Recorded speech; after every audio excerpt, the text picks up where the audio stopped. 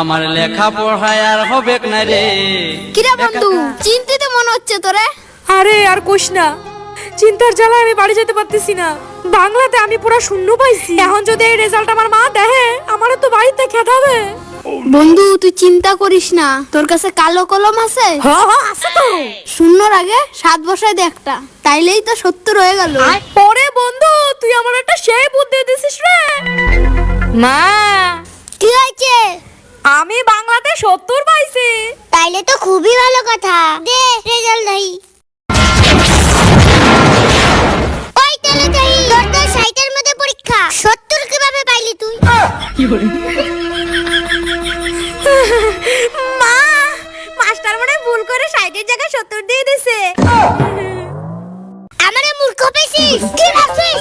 না বাবা, তুই মূর্খ হইতে পারিস কিন্তু আমি না। আজকে তোরে খাইছি।